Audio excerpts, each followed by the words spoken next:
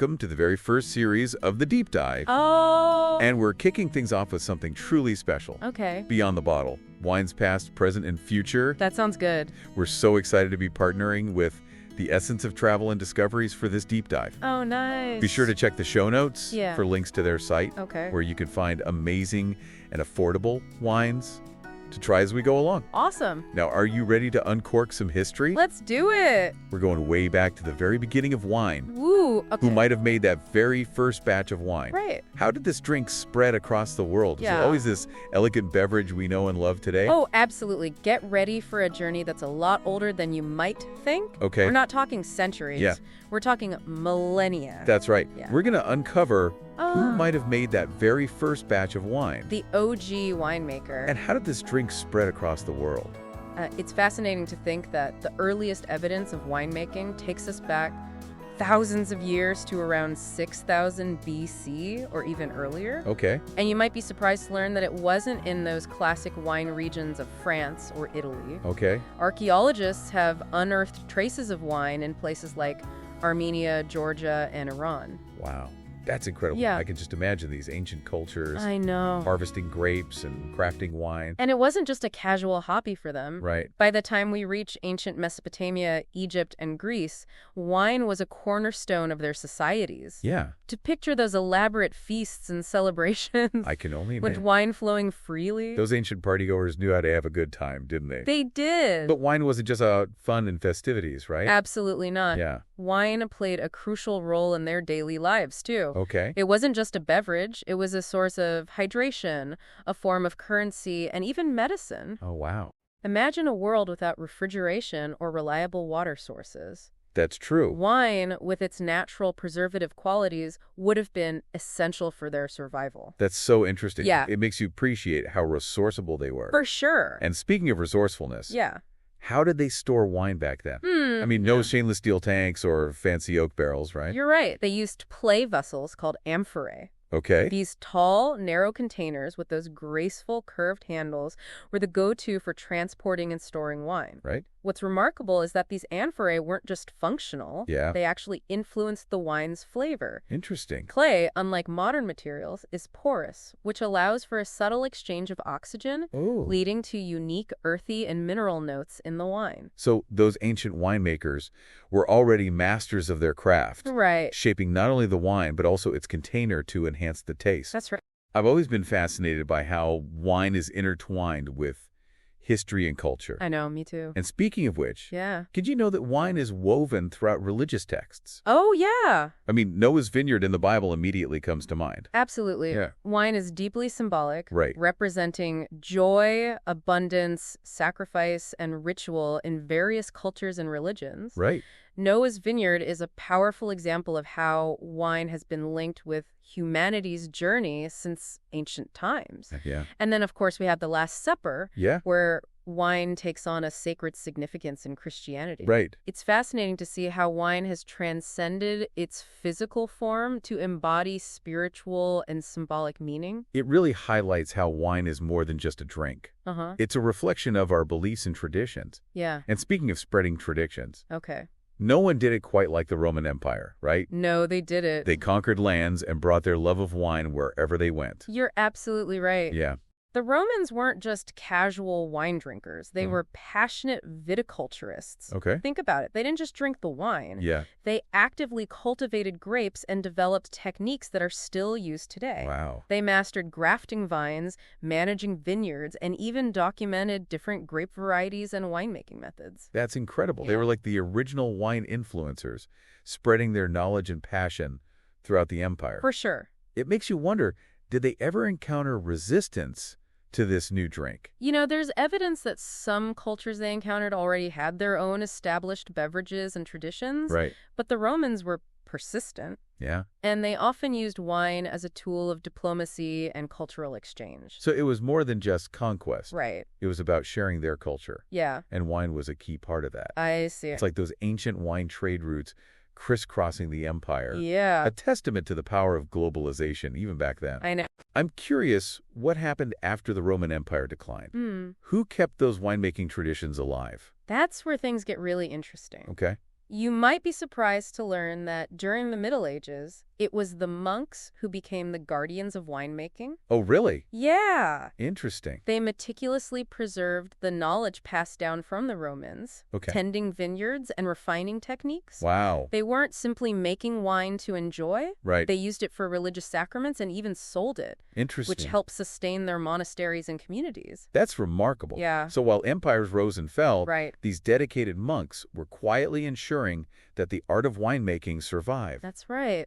It's amazing to think about how their efforts shape the wines we enjoy today. Absolutely. And speaking of today, wine has evolved into a global phenomenon, hasn't it? It has. It's a luxury, a staple for celebrations, right. and even a daily indulgence for some. You're absolutely right. Yeah. The journey of wine is a testament to human ingenuity and our enduring fascination with this remarkable beverage. Right. From those ancient hillsides to the vineyards of today, wine continues to captivate our senses and connect us to our shared history. It's an amazing story. That really is. It's incredible, and that journey is far from over. That's true. Yeah. The world of wine is constantly evolving. With new trends, technologies, and of course, delicious discoveries waiting to be uncorked. Exactly. And that's why we're so excited to partner with the Essence of Travel and Discoveries for this series. Oh, nice. We're all about helping you uncover those hidden gems. Yeah. Both in travel and in wine. I like it. Make sure to check out the show notes for links to some fantastic and affordable wines you can explore as we continue our journey. Great. Now, I think it's time we delve into the heart of the matter. Okay. How is wine actually made? Yeah. It seems like a magical process. It is. That transforms those humble grapes into the complex and flavorful drink we all enjoy. You're right, it is a bit magical, but there's also a lot of science and artistry involved. Right. It all begins in the vineyard. Okay. The type of grape, the soil, the climate, the way the vines are cultivated, every single element plays a crucial role in shaping the final character of the wine. So it's not just about the grape itself. It's not just about the grape. But about the entire environment where it grows. Exactly. That's fascinating. It's what the French call terroir. Terroir. The unique environmental fingerprint that influences the grapes. So terroir is it's like kind of like the personality of the place. Yes, exactly. Expressed through the grape. And then comes the harvest. Okay. Picking the grapes at the perfect moment of ripeness is crucial. Right. You need that ideal balance of sugar, acidity, and all those amazing flavor compounds that will develop into the wine we love. Wow. Can you picture those rows of vines laden with plump, ripe grapes? Right, yeah. Just waiting to be transformed. I can almost smell that harvest. I know, right? Okay, so once those precious grapes are picked, what happens next? That's when the real alchemy begins. Ooh, okay. The grapes are crushed to release their juice, Yeah. and then the magic of fermentation takes over. Fermentation, okay. Tiny yeasts convert the sugar in the grape juice into alcohol. I see. Depending on the type of wine. Right. This process can take anywhere from a few weeks to several months, even years. Wow, so that's how wine gets its alcohol content. That's right. But what about those complex flavors and aromas that make each wine so unique? Yeah. When do those come into play? That's where things get even more fascinating. Okay. During fermentation, a whole symphony of chemical reactions takes place. Wow. Creating an incredible array of flavor and aroma compounds. Oh, wow. And the journey doesn't end there. Okay. After fermentation, many wines undergo aging, which can happen in oak barrels, stainless steel tanks, Right. or even those ancient clay amphorae we talked about. So aging adds another layer of complexity. It does. Like those flavors are developing and evolving over time. Exactly. That makes sense. The type of aging bustle, the length of time, the temperature, all these factors contribute to the wine's final personality. I see. Oak barrels, for instance, can impart notes of vanilla, spice, and toastiness. Oh, interesting. While stainless steel tanks help preserve those fresh, fruity flavors. You know, this makes me want to open a bottle right now. Me too. But it's also incredible to think about all the science and artistry behind every sip. It really is a delicate dance between nature and human intervention. It truly is, Yeah. and that's what makes wine so captivating. Right. It's a beverage that embodies both the environment where it's grown and the skill and passion of the winemaker. And with so many different grape varieties, regions, and winemaking styles out there, there's a whole world of wine to explore. And remember, our partners at the Essence of Travel and Discoveries are here to guide us through that world. Oh, that's great. They're all about making those discoveries accessible. Yeah. Whether it's an exciting new travel destination or a delicious and affordable bottle of wine. I love that. Be sure to check out the show notes for some of their top recommendations. Awesome. Now, let's talk about how to actually choose a wine. Okay. With so many options available, I know, right? it can be a little overwhelming. It can. Especially if you're new to the world of wine. Yeah. Where do we even begin? Don't be intimidated. Okay. Exploring wine should be fun and enjoyable. Right. Remember, there's no right or wrong answer. That's true. It's all about finding what you like. Yeah. Think of it as an adventure for your taste buds. I love that. Yeah. All about personal preference. Mm-hmm. But are there any tips or tricks that can help us navigate that vast sea of bottles? Absolutely. Okay. One helpful tip is to consider the occasion. The occasion. Okay. Are you looking for a wine to pair with a specific meal? Right. Or are you just looking for something to enjoy on its own? I see. A wine you choose for a casual picnic might be different from what you select for a special anniversary dinner. So if I'm having a steak dinner, Yeah. I might choose a different wine than if I'm just relaxing with a book. Precisely. Okay. For a hearty steak, you might opt for a bolder red wine, Okay. like a Cabernet Sauvignon or a Malbec. Cabernet Sauvignon or a Malbec. Something that can hold its own against those rich flavors. I see. But if you're curled up with a book, a lighter, more delicate white wine like a Sauvignon Blanc or a Pinot Grigio might be the perfect companion. Okay, so the occasion's a great starting point. Yeah. But what about personal taste? Right. How do we figure out what we actually like? It seems like there are endless possibilities. That's where the fun of exploration comes in. Right? Don't be afraid to try different varieties, regions, and styles. Okay. Begin with the basic categories: red, white, rosé, sparkling. See what speaks to your palate. So it's like a taste adventure, like a treasure hunt for your senses. Exactly. I like it. You might surprise yourself. Okay. Maybe you'll discover a love for the crisp acidity of a New Zealand Sauvignon Blanc. Oh, nice. Or the rich, velvety texture of an Italian Amarone. Ooh, Amarone. The more you try, the more you'll refine your palate and uncover your unique preferences. And that's where our partners at the Essence of Travel and Discoveries can be such a valuable resource. That's right. They can help us find those hidden gems and make those taste adventures even more exciting. Absolutely. Don't forget to check out the show notes for links to some amazing and affordable wines that you can try as we continue our exploration. Great. Now let's dive into some specific wine recommendations. Okay. What are some good starting points for those who are new to wine? All right. If someone is just beginning to explore the world of wine, Right. where would you suggest they start? For white wines, I'd recommend starting with a Sauvignon Blanc. Sauvignon Blanc, okay. It's crisp, refreshing, and bursting with aromas of citrus, grapefruit, and those lovely grassy notes. That does sound delicious. It is. What about red wines? Okay. If someone is just dipping their toes into the world of reds, Yeah. what would you suggest? For a gentle introduction to red wine, I'd recommend a Pinot Noir. Pinot Noir. It's a lighter-bodied red with bright flavors of cherry, raspberry, and a touch of earthiness. Okay. It's quite versatile and pairs well with a variety of dishes, from grilled salmon to roasted chicken. Okay, Sauvignon Blanc for white wine and Pinot Noir for red wine. Yep. Those are great starting points. Yes. But what if someone is feeling a bit more adventurous? Okay. What would you recommend for those who are ready to step outside their comfort zone? If you're looking for a white wine that's a bit more adventurous, I'd suggest trying a Riesling. Riesling, okay. It's a white wine that can range from bone dry to lusciously sweet, Oh, wow. with aromas of honey, apricot, and delicate floral notes. That sounds really nice. It's surprisingly versatile and pairs beautifully with Asian cuisine, spicy dishes, and even desserts.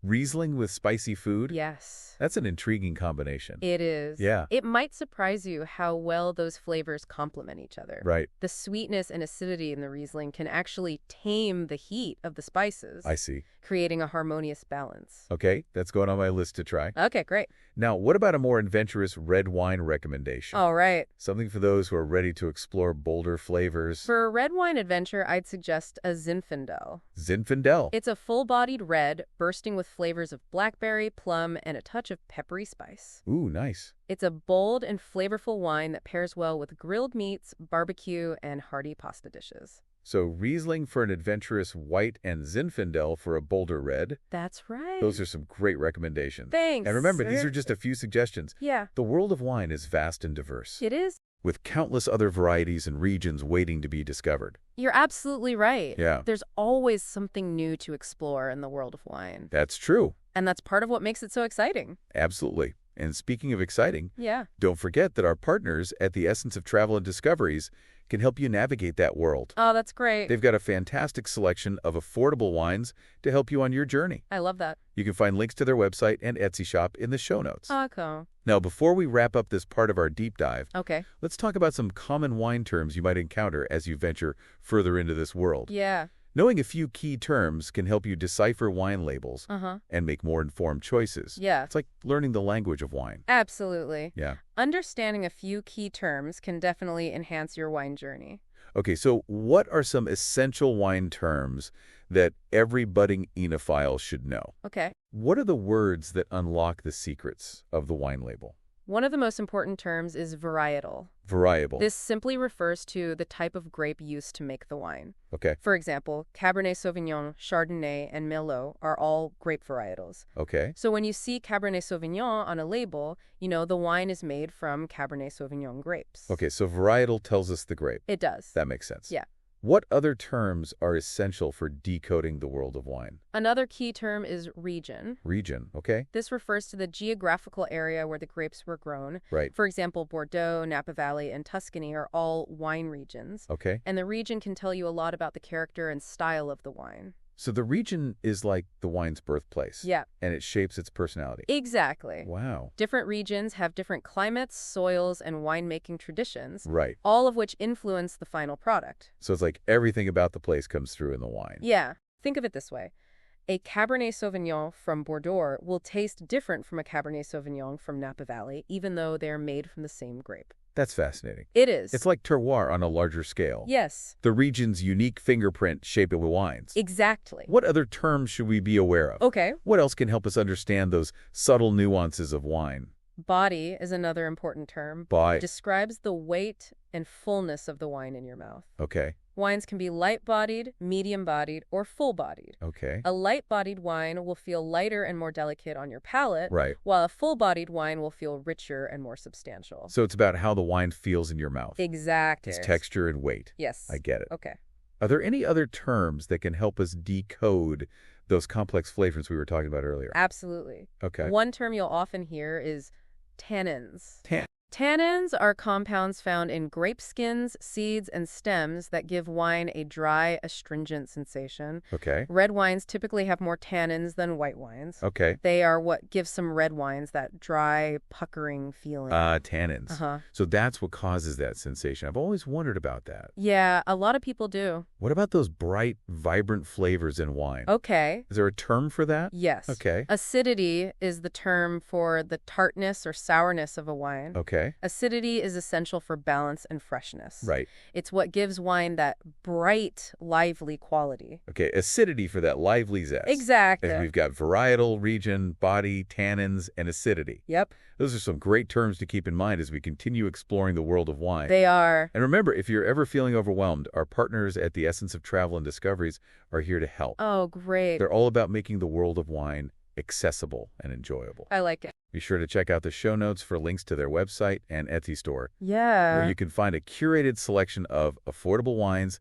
and more information on all things wine. Perfect. Learning about all these different aspects of wine, from its ancient origins to the intricate process of winemaking and even these essential terms, makes me appreciate every glass even more. Me too. It's like a whole new world is opening up. I agree. I can't wait to delve deeper into specific regions, grape varieties, and the stories behind those bottles. Me too. It's going to be a fun adventure. Absolutely. And each sip is an invitation to experience that story. I love that. It's like we're time travelers tasting history and tradition in every glass. I like that analogy.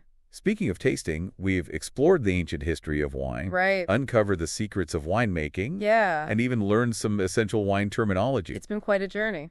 But now let's tackle a question that's probably on everyone's mind. Okay. What wine should I drink with dinner?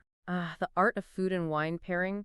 It's a fascinating dance between flavors, textures, and aromas. Okay. It can truly elevate a meal from ordinary to extraordinary. So it's not just about grabbing any random bottle off the shelf. Not least. There's actually a method to this delicious madness. Absolutely. While personal preferences always play a role, Of course. there are some classic pairings and guiding principles that can help you create harmonious and memorable dining experiences. Okay. Think of it as a way to unlock hidden dimensions of flavor, I like it. to create a symphony of taste on your palate. Okay, I'm intrigued. What are some basic guidelines to keep in mind when pairing food and wine? Where do we even begin? One fundamental rule of thumb is to match the weight and intensity of the wine with the weight and intensity of the dish. Okay. For example, a light and delicate white wine, like a Sauvignon Blanc, Right. would be overwhelmed by a hearty steak. I see. It would be better suited to a lighter dish, like grilled fish or a salad. So it's like finding the right balance. Yeah. Like a seesaw. You don't want one element to overpower the other. Exactly. You want the food and wine to complement and enhance each other. Right. To create a harmonious interplay of flavors. Okay, matching weight with weight makes sense. Yeah. What other tricks in the trade can you share? What other secrets can help us create those perfect pairings? Consider the dominant flavors in the dish. Okay. If you have a dish with rich, creamy flavors, like a pasta Alfredo, you might want to pair it with a buttery Chardonnay that can stand up to those flavors. So it's not just about the protein. It's not just about the protein. But also about the sauce and other ingredients. It's about the whole flavor profile of the dish. Precisely. Think about the overall flavor profile and try to find a wine that either complements or contrasts those flavors. Right. For example, you might pair a spicy dish with a slightly sweet wine to balance the heat. Interesting. Or you might choose a wine with similar flavor notes to create a sense of harmony. You know, you're making me hungry just talking about this. Can you give us some specific examples of classic food and wine pairings to get our taste buds going? What are some tried and true combinations that never fail to impress? Of course. One classic pairing that always delights is grilled salmon with Pinot Noir. Okay. The light fruitiness and earthy notes of the Pinot Noir complement the delicate flavor of the salmon beautifully. That does sound like a match made in culinary heaven. It is a classic. What about for red meat lovers? What would you suggest for a juicy steak? For a juicy steak, you can't go wrong with a Cabernet Sauvignon. Cabernet. Okay. Its bold tannins and full body can stand up to the richness of the meat, I see. creating a truly satisfying pairing. Cabernet Sauvignon for steak. Got it.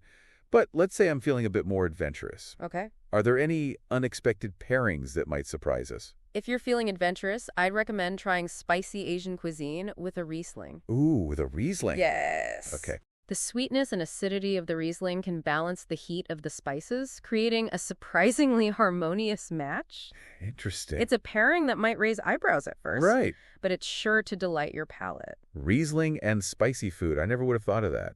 This is opening up a whole new world of culinary possibilities. That's the beauty of food and wine pairing. Yeah. There's always something new to discover. Right. Remember, these are just guidelines. Right. Don't be afraid to experiment and find what you enjoy. That's true. The most important rule is to have fun with it. Exactly. It's all about exploring those flavors and finding those combinations that make your taste buds sing. Absolutely. And don't forget, our partners at the Essence of Travel and Discoveries have a fantastic selection of affordable wines that are perfect for experimenting with different pairings. Oh, that's great. Be sure to check out the show notes for links to their website and Etsy store. They're a great resource for finding those hidden gems and expanding your wine horizons without breaking the bank.